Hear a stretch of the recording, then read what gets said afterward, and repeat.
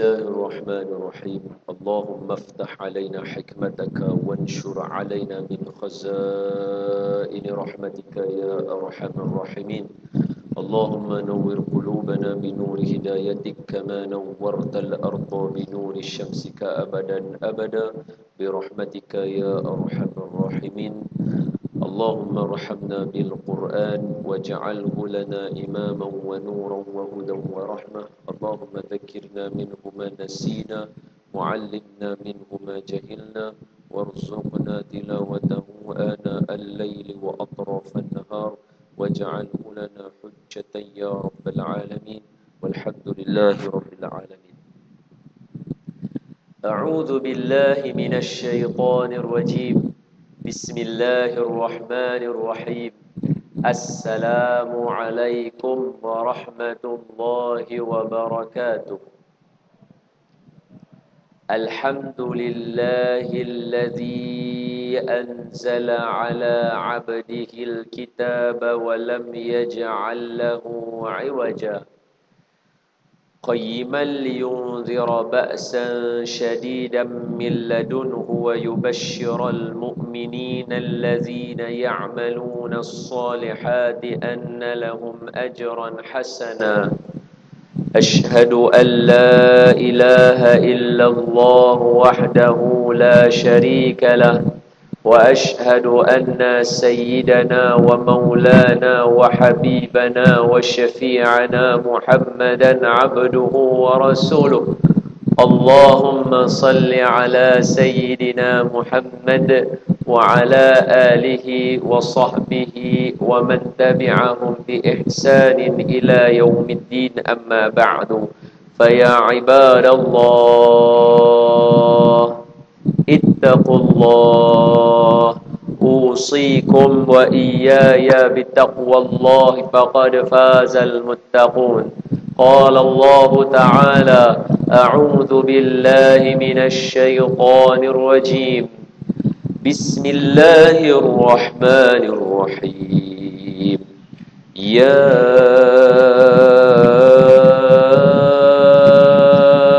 أيها الذين آمنوا اتقوا الله حق تقاته ولا تموتن إلا وأنتم مسلمون. Sadaqallahul azim. Hai orang-orang yang beriman, bertakwalah kamu kepada Allah dengan sebenar-benar takwa dan janganlah kamu mati melainkan kamu mati sebagai seorang Islam. Terima kasih Ayahanda Tuan Haji Razali yang dimuliakan. Mudah-mudahan sentiasa dilimpahkan Allah dengan rahmat dan kasih sayangnya dan dikurniakan Allah kekuatan tubuh badan agar boleh menerajui lagi majlis-majlis yang mulia seperti ini. Amin ya rabbal alamin. Seterusnya kepada para asatizah, alim ulama, tuan-tuan guru, ada salah dan silap daripada saya, berikan teguran dan saya doakan tuan-tuan guru, ustaz-ustaz dan ustazah-ustazah dipanjangkan umur, dimurahkan rezeki dan dikurniakan nur cahaya oleh Allah pada lisan, pada wajah, pada anggota agar mudah menjadi ikutan. Amin ya rabbal alamin. Dan yang saya sayangi lagi saya kasihi, ayahanda dan bunda muslimin dan muslimat, abang-abang, kakak-kakak, hadirin dan hadirat, mudah-mudahan kita sama-sama dirahmati oleh Allah Subhanahu wa taala insya-Allah. Tuan-tuan semua sihatkah? Selamat tahun baru ma'al hijrah. Mudah-mudahan tahun baru yang mai ni hajat tuan-tuan hak mana yang tak tercapai insya-Allah ditunaikan Allah. Amin ya rabbal alamin. Bila tengok langit gelap, teringat satu hadis Nabi bila mana suasana dia tuan-tuan kena ingat. Tanah Arab, Mekah, Madinah memang jarang sangat hujan turun. Kalau boleh kita kata sikit hujan turun. Siapa yang pergi buat haji, pergi buat umrah, dia tahu sangat. Kadang-kadang 2 minggu dia pergi itu langsung tak hujan. Kadang-kadang pergi haji tu sebulan tak hujan. Memang sangat jarang hujan turun. Jadi bila ada kala Nabi berdoa untuk turun hujan, hujan turun. Ada kala bila hujan turun, Nabi doa hujan berhenti, hujan berhenti. Dan ada kala Nabi tak minta apa-apa pun, tapi Allah nak izinkan hujan turun. Macam kita baca dalam Al-Quran, Allah turunkan hujan pada tempat yang Allah Ta'ala izinkan. Pada tempat yang Allah Ta'ala izinkan turun hujan, maka hujan akan turun. Jadi bila hujan nak turun, awan akan jadi mendung, kita kata cuaca jadi mendung, awan gelap, awan hitam akan memenuhi kawasan alam kita ni. Maka apa reaksi Nabi? Apa reaksi Nabi? Kata Siti Aisyah, Nabi akan lari keluar rumah, Nabi akan masuk rumah. Nabi keluar rumah, Nabi masuk rumah. Maknanya Nabi macam sat-sat Nabi tengok. Lepas tu Nabi masuk dalam, Nabi semayang, Nabi minta doa. Lepas tu sekali Nabi sat-sat Nabi keluar tengok. Nabi masuk balik, Nabi duduk dalam. Pasal apa jadi lagu tu? Pasal apa jadi lagu tu Aisyah tanya kat Nabi. Sebab Aisyah pun tanya-tanya, pasal apa Nabi jadi lagu tu? Jadi Aisyah tanya, ya Rasulullah, pasal apa Nabi jadi lagu tu? Tengok hujan nak turun. Bukankah yang ni hujan yang awan yang membawa hujan kepada kita? Jawab Nabi, begitulah keadaan kaum 'Ad ketika mana mereka melihat awan yang mendung. Mereka mengatakan, inilah awan yang membawa hujan kepada kita. Sebaliknya bila hujan awan itu sampai, rupa-rupanya dia bukan awan yang membawa hujan. Sebaliknya awan yang membawa azab daripada Allah Ta'ala. Maka hancur, musnahlah kaum 'Ad yang asalnya gagah perkasa. Tidak ada yang lebih gagah melainkan kaum 'Ad, yang diikuti lepas tu kaum Samud. Maka aku takut awan yang mai ni dalam keadaan awan yang membawa bala. Itu keadaan Nabi. Saya pun cuba-cuba saja bila baca hadis tu, bila tengok awan, dalam hati sat-sat rasa sonok, sat-sat rasa takut, sat-sat rasa sonok, sat-sat rasa takut. Takut awan yang mai ni membawa bala kepada kita. Maka doalah supaya Allah menghujankan kepada kita dengan hujan yang baik. Sebab itu dia ada doa, Allahumma sayyibna sayyiban nafi'ah. Allah turunkan kami hujan yang baik. Bila saya cerita lagu tu, mesti semua orang rasa macam, cerita apa ni sebenarnya? Macam ni. Dalam 25 orang Rasul, ada 4 orang Nabi, daripada kalangan 25 orang Rasul, dan Rasul-Rasul yang lain adalah daripada keturunan Arab. Daripada tanah Arab, maknanya daripada Mekah, dan daripada Mekah lah kita kata, daripada Mekah. Siapa dia 4 orang daripada 25 orang Rasul itu? Nabi yang pertama adalah Nabi Hud alaihi salam. Yang kedua Nabi Saleh alaihi salam. Yang ketiga Nabi Syuaib alaihi salam. Dan yang keempat Nabi Muhammad sallallahu alaihi wasallam. 4 orang Nabi ni, bila kita cerita saja dalam Al-Quran, kita kena tahu peristiwanya berlaku di mana? Berlaku di Mekah. Berlaku di mana? Berlaku di Mekah. Mesti kena tahu. Walaupun namanya kaum 'Ad, walaupun namanya kaum Samud, tapi bila kata macam tu, peristiwa yang berlaku di kawasan Mekah. Maknanya luaslah kawasan dia. Boleh jadi dekat, kita kata dekat Ma'la, boleh adalah kawasan-kawasan dia. Adalah kawasan-kawasan dia, tapi yang penting dia dekat kawasan Mekah. Dia dekat kawasan Mekah. Mekah Al-Mukarramah. 4 ni daripada orang Arab. Tuan-tuan cubalah bayang. Adam, kena kira lain lah. Macam biasa, masuk kelas ni mesti kena kira balik daripada awal. Kalau tanya dah tak ingat dah. Adam, Idris, Nuh, Hud. Hud Nabi yang keempat. Saleh Nabi yang kelima. Diikuti sebenarnya Nabi daripada keturunan Arab ada lagi. Nabi Ibrahim, Nabi Ismail. Tapi kedua-duanya ni lahir dekat daripada Palestin. Lepas tu baru dia mai ke Mekah. Nabi Hud, Nabi Saleh, Nabi Syuaib. Adam, Idris, Nuh, Hud, Saleh, Ibrahim, Lut, Ismail, Ishaq, Yaqub 10, Yusuf, Ayyub, Syuaib 13. Daripada Nabi yang ke-13 Nabi Syuaib tu, nak pi ke Nabi Muhammad sallallahu alaihi wasallam ada lebih kurang 11 orang Nabi. Lama. Sebab tu orang Bani Israel ni dia ni sikit.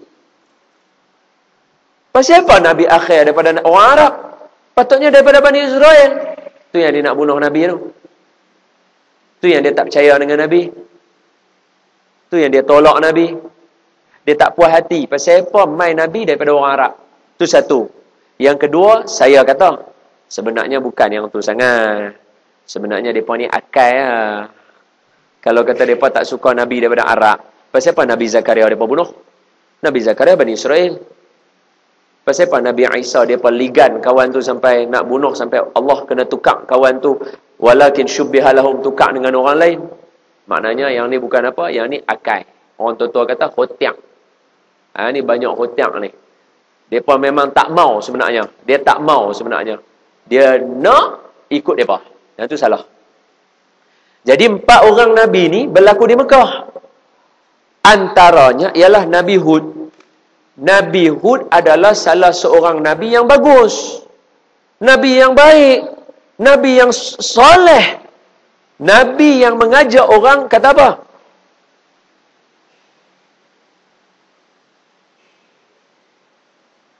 Akhahum Huda qala ya qaumi i'budullaha ma lakum min ilahin ghairuh. Maka katalah saudara mereka Nabi Hud, sembahlah Allah yang tidak ada Tuhan selain daripada dia. Dia hanya ajak macam tu. Depa tak mau, depa lawan dengan dia. Maka dia kata, kalau hampa duk lawan dengan aku, Allah Ta'ala akan bagi kepada hampa tidak turun hujan. Maka kata ulama, hampir 2 tahun, 3 tahun hujan tak turun. Maka ketika itu depa hantar beberapa orang untuk pergi ke Kaabah. Mekah luas, pergi ke Kaabah. Untuk apa? Berdoa. Bila hantar satu orang, saya terlupa nama dia sebab tak plan pun nak cerita, cuma sebab tengoklah awan gelap tu yang cerita. Jadi dia hantar satu orang pergi depan Kaabah nak berdoa. Maka kawan ni pun nak berdoa. Bila dia sampai daripada tempat dia pergi dekat Kaabah tadi tu, sampai dekat situ ada orang melayan dia, jemput dia masuk, duduk elok-elok, bagi dia makan. Dia terlupa nak berdoa. Selama berapa lama? Selama sebulan. Hak orang kampung Ad tu duduk tunggu doa dia. Dia main tadi, dia duduk makan. Sebab apa? Dah tak dapat hujan, tak dapat apa. Duduk makan, minum dekat rumah kawan tu, terlupa kaum dia. Akhirnya sekali, seorang penyair tadi telah membaca satu syair sebab dia tahu tujuan kawan tu mai sebab nak berdoa. Maka dia pun baca syair. Dia baca syair. Dalam syair tadi dia kata apa? Maka kaum Ad sedang menantikan doa. Celakalah mereka dalam keadaan lapar dan dahaga, sedang menunggu doa. Baru kawan ni teringat, Allahu Akbar, aku kena berdoa. Maka dia pun terus pergi ke Kaabah dan berdoa. Bila dia berdoa, Allah hantarkan satu suara kepada dia. Kamu nak awan hitam, awan biru, awan merah. Dia kata, aku minta awan hitam kerana aku nak awan mendung untuk turunkan hujan. Maka kata malaikat, awan yang kamu pilih adalah awan yang salah. Awan hitam adalah awan yang azab. Maka tunggulah kamu, pulanglah kepada kaum kamu dan nantikan azab Allah. Yang tu yang mai turun tu. Jadi bila dia balik itu, dia tak bagi tahu kaum dia, dia tengok, dia diam. Orang ramai tengok awan mula mai gelap. Dia berkata, inilah awan yang membawa hujan pada kita. Tengok awan yang bawa bala sebab mereka tolak Nabi Hud, mereka hina Nabi Hud, mereka cerca Nabi Hud, mereka tolak agama Allah. Mereka kata apa? Inilah awan yang mendatangkan hujan pada kita. Pakat tunggu ramai-ramai. Tunggu. Awan tu sampai. Rup, ranap habis hilang semua. Hancur. Mati semua. Sebab tu Nabi, akhlak dia Quran. Bila dia nampak benda, dia ingat cerita dalam Quran. Kita pun mudah-mudahan ada akhlak yang sama macam Nabi. Amin ya rabbal alamin. Dia tengok awan tu, tengok benda gelap saja tu. Sebab saya teringat selalu ayah saya bila gelap saya benda ni, selalu inna lillahi wa inna ilaihi raji'un. Inna lillahi wa inna ilaihi. Ayah saya selalu lagu tu. Kita kecil-kecil tak faham lah. Tapi bila dah besar baru kita reti. Rupanya takut orang bila tengok awan gelap ni, tak tahu nak jadi apa. Bukti dah ada depan mata dah. Mereka hari tu tunggu awan gelap dekat pendang. Tahu-tahu tu dia puting beliung mai. Tunggu dekat Kelang, dengan bumbung-bumbung sekali dia terbang pergi. Mana nak pernah jadi kat kita puting beliung punya bagus. Macam tengok lagu California. Tengok lagu macam negara orang putih. Wah, pendang. Cakap gerek bagus memang duk ada. Main dengan pukul habis. Awan gelap. Itu cerita dia. Okey? Jadi, ayana namuna muslimin dan muslimat, berdasarkan kepada cerita tu sebagai muqaddimah, nak cerita kata, Allah Ta'ala bagi kepada kita Quran, ada benda yang kita nak ambil manfaat daripada dia. Mudah-mudahan kita jadi daripada kaum yang Nabi SAW sebutkan dalam Al-Quran, baldatun tayyibatun wa rabbun ghafur. Satu negara, satu tempat yang baik, yang Allah berikan keampunan sentiasa. Mudah-mudahan. Amin ya rabbal alamin. Hari ini kita nak sambung dalam surah Al-Baqarah Madaniyah. Hak yang Hidayatus Salikin, tunggu sat nah. Kita baca ni sat dulu nah. Surah Al-Baqarah Madaniyah. Surah yang kedua lah nah. Buka tafsir Nurul Ihsan, tengok surah yang kedua. Surah Al-Baqarah Madaniyah.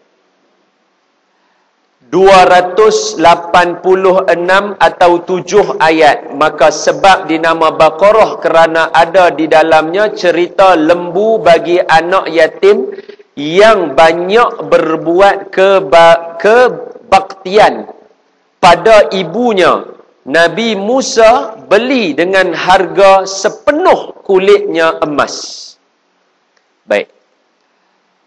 Qala musannif rahimahullahu ta'ala wa nafa'ana wa iyyakum bi'ulumihi fi daraini amin.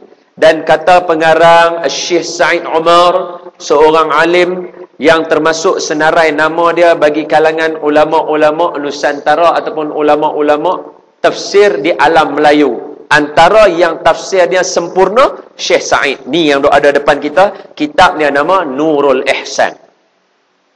Jadi dalam kitab ni dia mula dia kata surah Al-Baqarah Madaniyah. Surah lembu betina, sapi betina Madaniyah. Surah Al-Baqarah diturunkan selepas peristiwa hijrah Nabi. Macam mana saya boleh sebut hijrah Nabi?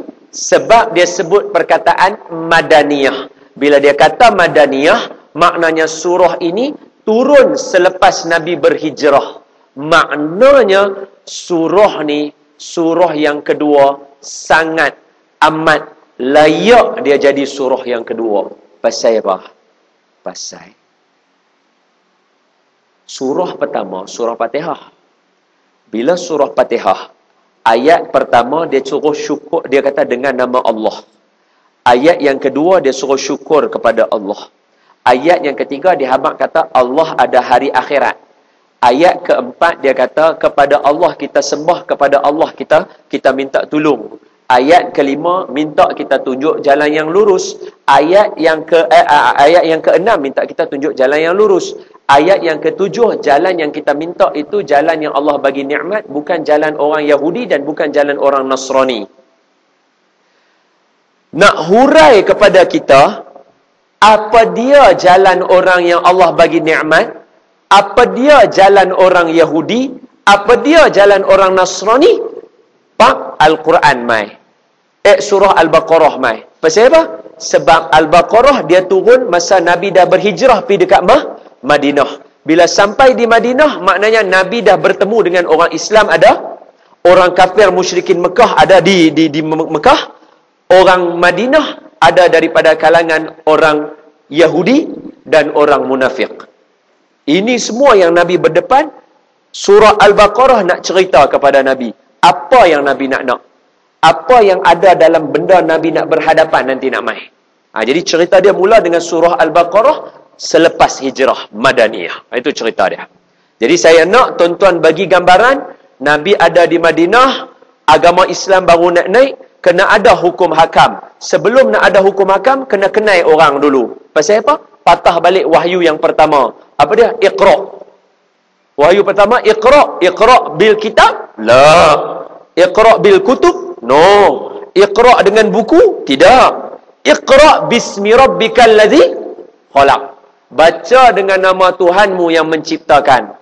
Allah yang ciptakan kita. Allah ciptakan Nabi. Allah ciptakan orang Madinah. Allah ciptakan orang Yahudi. Allah ciptakan orang Nasrani. Allah ciptakan Mekah. Allah ciptakan Madinah. Semua tu Allah cipta. Nabi kena baca dulu. Nak baca kena tahu. Nak baca kena tahu. Jadi Nabi tak boleh tahu, melainkan Allah bagi tahu. Kita tahu dekat mana benda tu.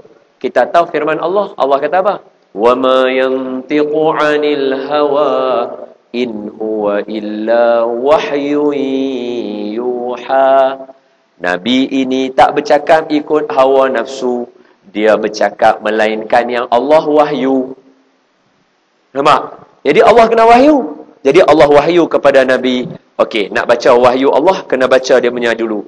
286 atau 7 ayat. Maka sebab dinamakan Baqarah kerana, okey tunggu, 286 atau 7 tanda dekat situ. 286 atau 7 garis dekat situ. Maknanya surah Al-Baqarah ada 286 ayat dan sebahagian kira dia sebagai 287 ayat. Ilmu baru pula dah. Ayat Quran boleh bertambah ke boleh berkurang? Surah Al-Fatihah boleh bertambah ke boleh berkurang? Mana boleh bertambah? Dia 7 ayat jugalah. Al-Baqarah 286 lah. Hak tu mai 7 hutang mana? Tengok hutang sini. Siapa tak faham angkat tangan. Okey? Ni ilmu ni berat sikit. Tak faham angkat tangan. Ilmu yang masyhur di tanah Melayu, ilmu berkaitan Al-Quran yang masyhur di tanah Melayu, khususnya Malaysia adalah 2 sahaja. Yang pertama ilmu tajwid, yang kedua ilmu taranum. Ilmu tajwid dengan ilmu taranum. Adapun satu lagi makin masyhur, nama dia ilmu tafsir. 3 ni je yang masyhur di tanah Melayu tentang Al-Quran. Sedangkan ilmu Al-Quran ada banyak sebenarnya. Antaranya yang pertama, siapa nak tulis boleh tulis. Nama ilmu dia ialah ilmu Dhabtul Quran. Oh, dia kata apa Ustaz? Apa sekali lagi Ustaz? Dhabtul Quran. Dhab apa pula dia? Huruf tulis macam ni. Tengok saya nak tunjuk. Bad, ba, to. Dhabtul. Bad, titik, ba, to. Dhabtu. Dhabtu tu apa? Cara tulis.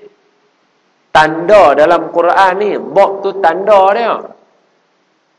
Siapa yang kata baris atas tanda logo tu? Pasal apa baris atas bubuh tanda logo tu? Pasal apa baris atas tak bubuh arrow? Kan zaman Nabi, tengok saya. Zaman Nabi, Al-Quran Jibril baca dekat Nabi. Jadi Nabi hafal. Nabi genius. Dia hafal terus. Antara surah yang Nabi hafal direct terus surah Al-An'am 198. Surah mana?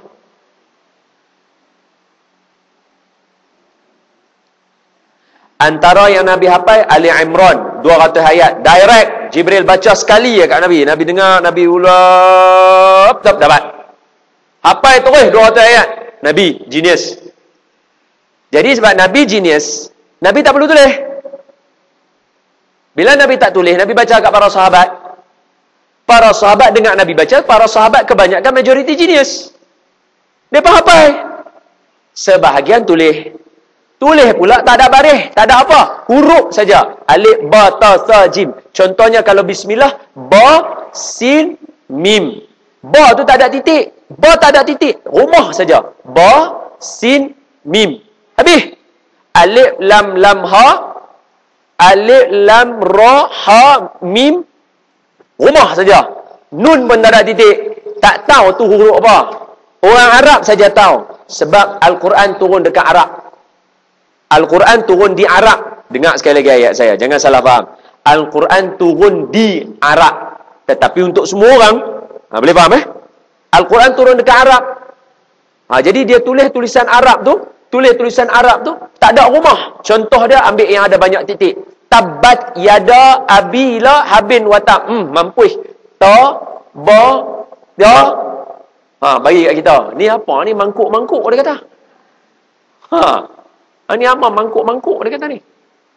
Rumah sin pun macam ba. Rumah shin pun macam sin. Orang Arab tengok, orang Arab tahu baca. Sebenarnya macam ni. Dia ada tanda dia. Ba tu lagu mana tarik dia.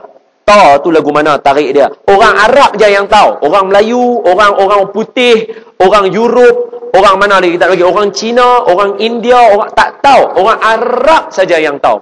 Masa tu tak ada baris, tak ada titik. Mai zaman lepas-lepas tu baru keluar titik. Soalan dia, siapa yang ajak kata ba satu titik, ya dua titik, ta dua titik dua atas, sa tiga titik dua atas, qaf dua titik, fa satu titik, alif tak ada titik, shin tiga titik. Hak tu siapa bawa mai? Hak tu lah nama dia ilmu dhab. Silap. Titik lepas tu mai ilmu dhab, lepas tu apa dia? Baris. Macam mana baris atas tiba-tiba boleh keluar cunggit lagu tu? Apa sebab baris atas tak buat tolak ni lagu tu? Kan senang baris atas, buh arrow pula atas.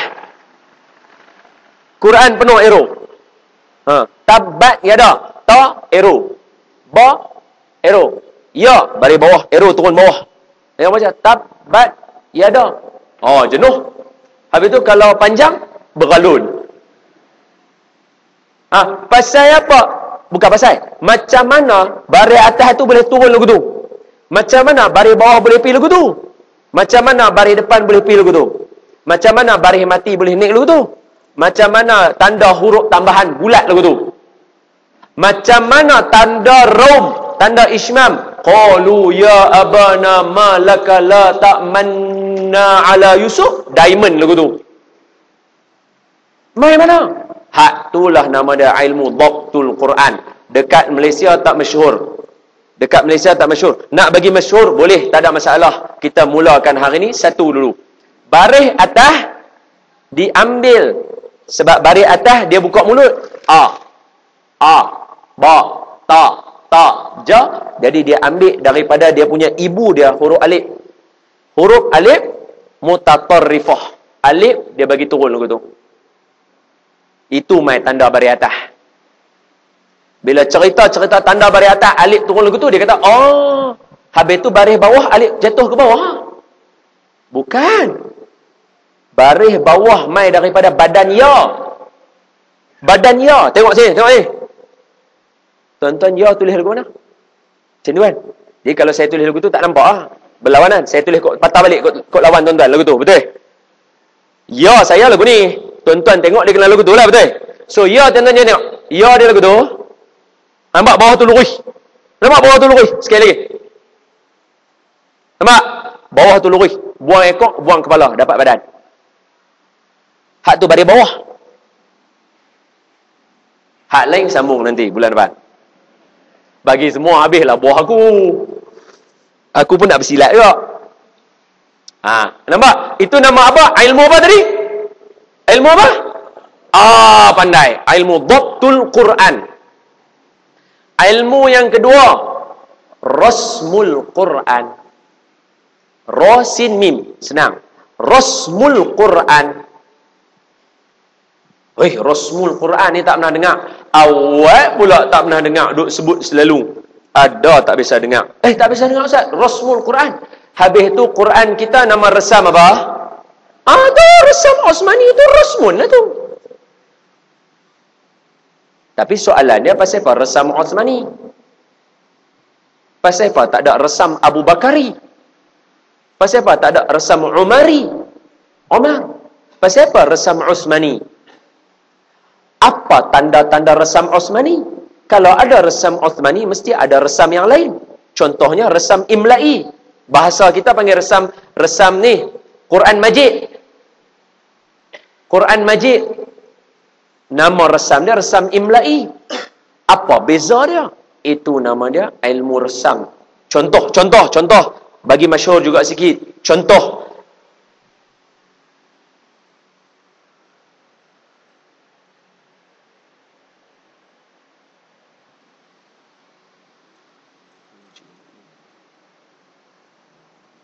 Apa ayat tu? Resam.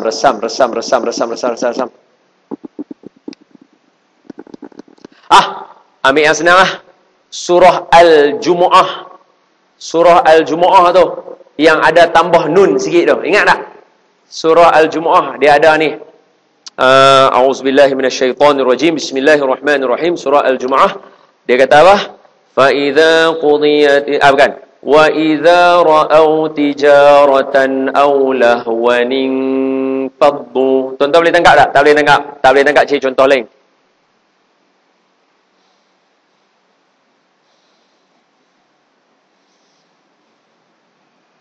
Mudahnya macam inilah. Tuan-tuan biasa tengok tak perkataan apa ada yang dekat. Solah. Yes. Solah. Tuan-tuan cuba buka. Tu, solah. Alif lam mim zalika kitabul la raiba fihi hudal lil muttaqin alladzina yu'minuna bil ghaib wa yuqimuna shalah. Cuba tengok perkataan solah. Tengok yang tu, tengok saya balik. Tengok saya. Solah. Sod lam alif ta. Solah. Tapi pasal apa dia eja? Cuba tengok. Sod lam waw ta. Betul tak? Waw tu tak baca. Mana ada orang baca wa yuqimunas salawata? Mana ada? Wa yuqimunas salah. Salah patutnya sod lam alif ta. Pasal apa resam Usmani sod lam waw ta marbutah? Nak tahu pasal apa? Nanti kita cerita lain. Nama apa ilmu dia? Ilmu rasmul. Ini ilmu Quran tuan-tuan. Ini ilmu Quran. Yang ni ilmu Quran. Dan ilmu yang ketiga yang ada dalam ilmu Quran tapi tak masyhur di Malaysia. Nama dia ilmu fawasil. Dah cerita dah hari tu. Fawasil.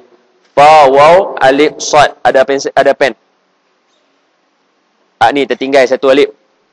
Entah tulis tinggal satu alif tambah fawasil. Dah siap.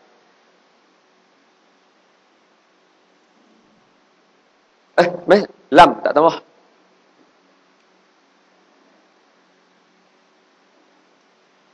Ilmu fawasil. Fa waw alif sad lam. Fawasil. Eja Melayu fawasil. F-A-W-A-S-I-L. Fawasil.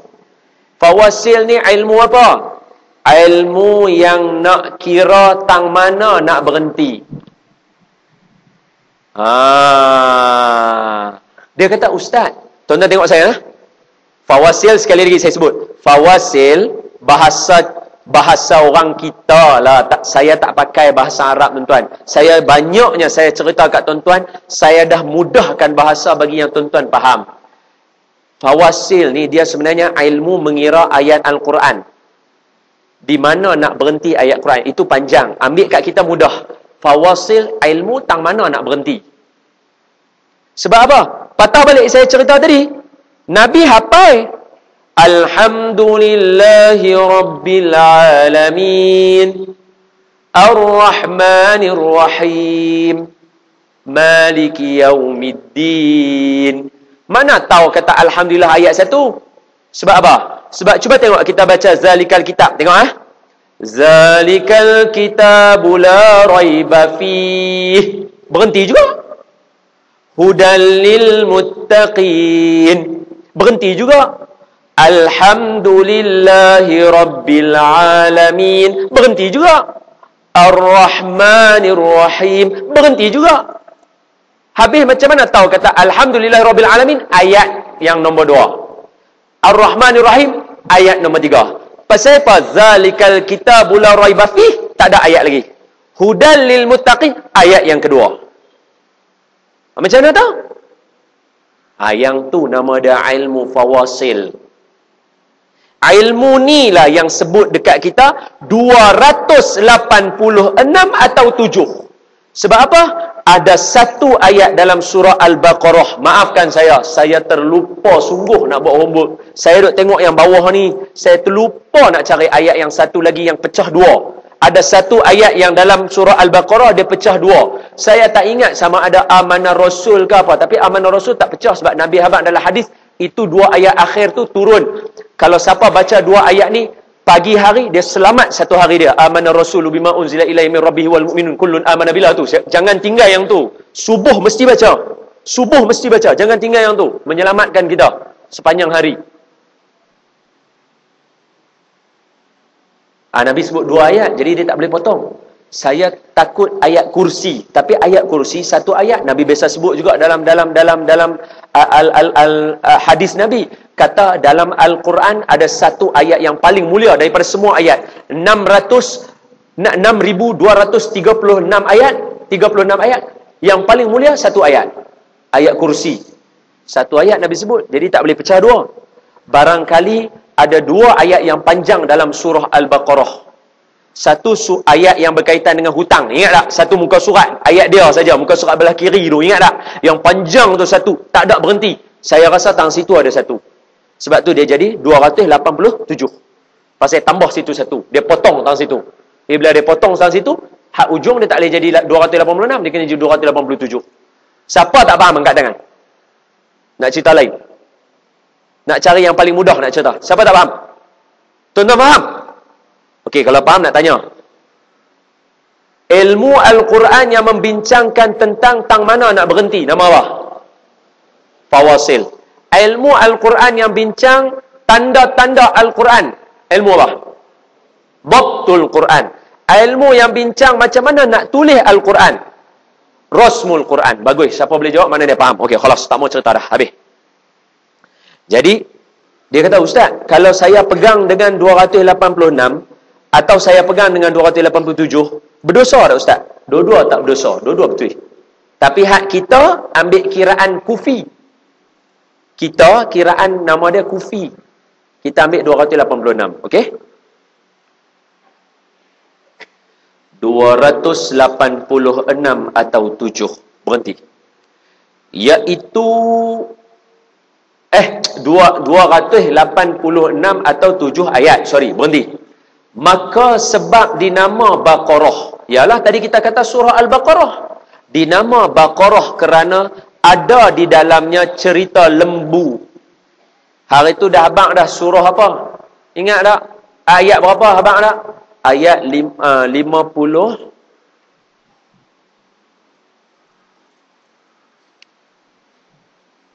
Sorry. 68. Ayat 67, 68, 69, 70, 71, 72, 73, 74. Itu semua cerita yang dimaksudkan oleh pengarang. Tuan-tuan tulis dekat situ. Ayat 67, 68, 69, 70, 71, 72, 73, 74. Ataupun tuan-tuan tulis ayat 67 sampai 74. Itulah yang dimaksudkan cerita oleh dia, pengarang. Sekali lagi bila kita sampai ke ayat tu, kita akan patah balik. Saya akan kata, tuan-tuan ingat dah awal-awal dia kata dinamakan surah Al-Baqarah? Tuan-tuan akan ingat balik. Boleh dapat? Okey, tulis. Dinama Baqarah kerana ada di dalamnya cerita lembu bagi anak yatim yang banyak berbuat kebaktian. Seorang budak anak yatim, dia ada mak dia banyak buat baik dengan mak dia, ayah dia tak ada. Sebahagian riwayat kata dia ada mak dengan ayah dia, tapi dia buat baik dua-dua kepada ayah dengan mak dia. Nabi Musa beli dengan harga sepenuh kulitnya. Nya tu balik kepada lembu tadi tu. Bukan kulit budak tadi tu. Maknanya Nabi Musa beli dengan harga sepenuh kulit lembu tadi mah. Sebahagian ulama tafsir, antaranya Ibnu Katsir, dia kata Nabi Musa beli harga lembu tadi 10 kali ganda emas. Maknanya Allah bayar budak tadi sebab dia buat bakti kepada mak bapak dia dengan bayaran 10 ganda emas harga lembu asal dia. Pasal apa kena beli dekat budak ni? Pasal orang Yahudi, orang Bani Israel ada perangai. Perangai dia ialah dia suka banyak bertanya. Dia banyak tanya benda yang tak sepatutnya dia tanya. Maaf kalau ada adik-beradik tuan-tuan, antaranya hak yang inilah kes yang paling hangat sekali di Malaysia. Saya kata sebab kes tu hangat. Tu je, bukan nak mengata, bukan nak ni, tak ada. Nak habaq kata antaranya hak yang anjing tu lah. Antara kes lah. Benda tu duk elok-elok, duk tak tahulah, tak apalah. Mudah-mudahan orang yang tegur dapat pahala, orang yang buat tu pun Allah carilah ada kebajikan mereka, dapatlah pahala juga kat mereka. Hak mana berdosa di antara kedua-dua pihak, Allah ampunkan. Termasuklah kita. Amin ya rabbal alamin. Jangan tanya benda yang tak sepatutnya tanya. Contoh. Pasal apa no Zuhur 4 rakaat? Awal Allah tak bagi 3 no. Jangan tanya. Benda tu tak sepatutnya tanya. Benda tu bukan untuk ditanya. Benda tu untuk diamal. Kalau nak tanya yang lain boleh. Apa dia? Pasal apa Allah ciptakan matahari panas? Boleh tanya. So you boleh baca, you tahu jawapannya. Pasal apa Allah dia kata diri dia satu, dia tak boleh ada dua ke? Jangan tanya benda lagu tu. Jawapan ada dalam Quran. Allah kata aku tak boleh ada dua. Kalau aku ada dua, pasti akan berlaku pertengkaran. Allah dah habaq dah. Dalam Al-Quran ada jawapan dia. Cuma saya nak bagi tahu kata jangan duk tanya benda lagu tu macam orang Bani Israel. Nabi Musa kata sembelih lembu. Lembu apa? Lembu warna kuning. Lembu bukan anak dara, bukan yang lembu tua. Nak cari lembu yang jiwa remaja. Susah Macam mana nak tahu umur lembu, jenuh nak pergi belek pula. Dah dapat jiwa remaja, nak yang mana pula? Warna kuning keemasan. Orang tengok syok. Siapa tengok lembu syok? Dah dapat yang tu pula, nak apa? Tak mau lembu yang membajak, tak mau lembu yang guna untuk menyiram. Habis nak lembu yang duduk dalam kandang elok-elok ya. Nak cari tahu mana? Hak itulah yang jumpa dengan budak tadi ni.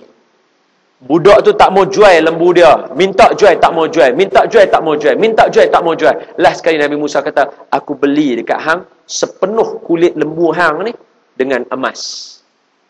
Lumuk lah lembu tu dengan emas. Warna lah. Lembu besar mana? Gelang besar mana? Rantai besar mana? Jongkong besar mana? Bagi satu kulit lembu tengok banyak mana. Kaya. Okey. Susah nak dapat. Okey, itu cerita dia. Habis. Cerita dia nak abad takat dulu. Baik.